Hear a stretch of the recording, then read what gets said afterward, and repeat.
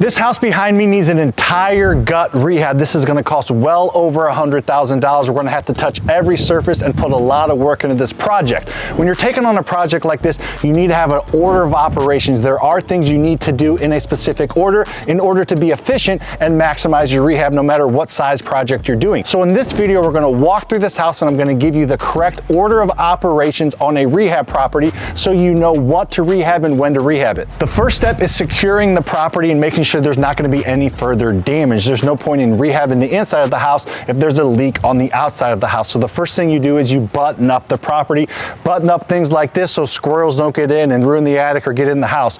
You need to make the house secured and you need to make it a vessel so that then you can then rehab it, taking any roof leaks, any cracked or broken windows, anything like this. You need to get the house buttoned up and ready to do your magic. Step number 2 is turning on all the utilities and getting them in your name. So the water, electric, gas, anything like that. You want the property ready and functional. So if you send a crew there, they need electric to work on, or you need gas, you need water. And also you're gonna find out if there's a gas leak or a water leak. You're just getting a better picture for what the property needs, and we're starting out with the basic things. Step 3 is demo and clean out. You need a blank canvas to work. If you've seen my previous video on this house, you can see that this house was full of a lot of things.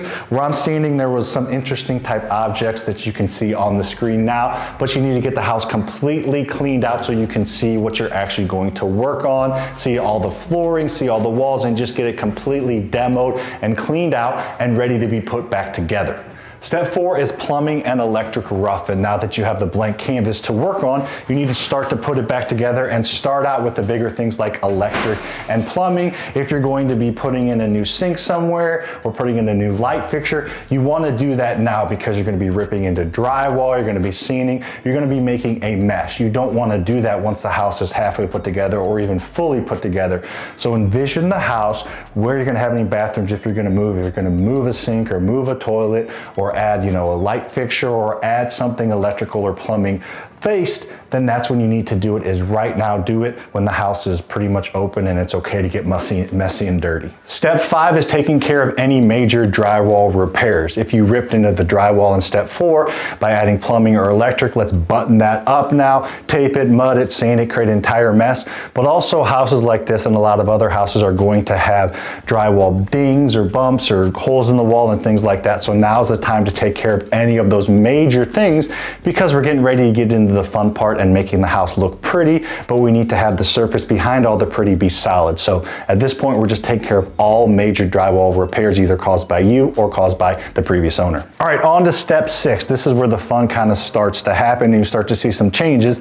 That is painting the walls, painting the ceiling down, painting the walls and getting everything looking nice and looking pretty.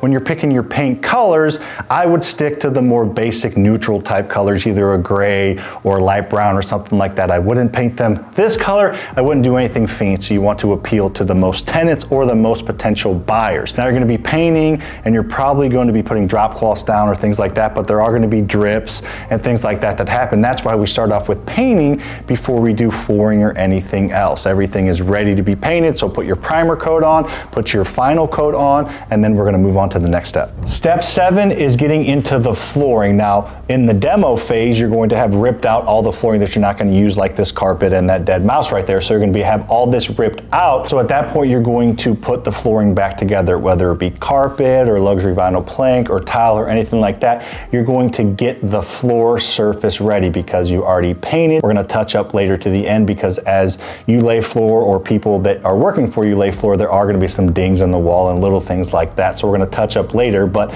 this step is getting the flooring in, ready, looking nice and pretty. All right, step 8 is going to be putting things on the new flooring that you just put down. So we're talking about cabinets and countertops, baseboard, things like that. The flooring is ready to have things put on top of it. So now we're going to start to put this house together and we're going to start to put things on top of the floor. Step 9 is plumbing and electrical fixtures and things like that, making the house look nice. So now this is where you're gonna add your ceiling fans and your fixtures and your sinks and things like that, and backsplash and stuff that goes on top of the countertops that you just had installed. So this is when you can really start to get creative, and this is where spending a little bit of extra money can go a long way. Rather than a $150 fan, putting in a $300 or $400 fan makes a big difference, and rather than just a simple sink faucet, spending a couple $100s on a nice sink faucet, just making things a little bit nicer will go a long way, because that's what people look at, especially when they're walking through a house. They're not going to look at your baseboards or make sure all your walls are taped perfectly and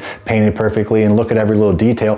They're going to look at the big things that catch their eye, like nicer backsplash or a nicer stove. Just these little things that don't really make a huge difference in the actual house, but make a difference to the eye. These are the things that you can spend a little bit of extra money on. Spending an extra $4,000 or $5,000, you'll probably get that back by selling it for more, or definitely selling it quicker. Step 10 is putting Band-Aids on all the bruises and things you've done to the walls and baseboards and things like that. You or somebody has done a lot of work up to this point. There's going to be some scuffs in the walls. There's going to be some kicks on the baseboard. So just spending a day touching things up with some paint will go a long way, because you've already painted, you're already done with that. So now's the time to touch up. So that's why I wouldn't suggest using satin or any type of finish like that on your paint, because that's impossible to touch up.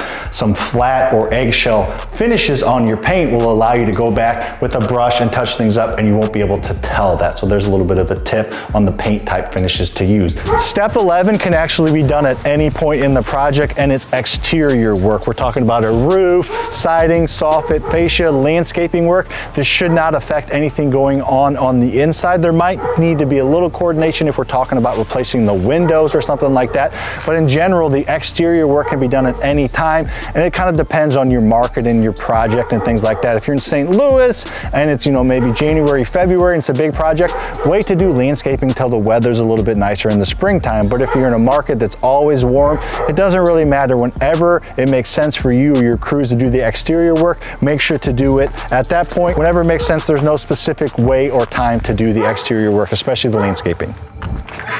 Step 12, which is my favorite step, because the number 12, that's what my number was when I played football, played quarterback in high school, and underthrew a lot of people and got smoked in the back from helmet. Anyways, this is getting the property ready to be listed. So this is getting it all clean, doing a final clean, and doing pictures and getting the property listed and ready to go. Hopefully this video helped out. Obviously there's some ins and outs and intricacies that were probably missed, but in general, this is the order that most rehab should take. And if you're not doing this big of a project, you can still pick and choose when to do these things in the right order, because it does make a difference how efficient and effective you will be. If you enjoyed this video, make sure to check out the description below, where I have a free training that talks about my mentorship and how I bought over $42 million worth of real estate without using any of my own money, and now I have over 800 students that own almost $200 million in real estate through my mentorship. So check that out, and check out this video over here for more. See you on the next one.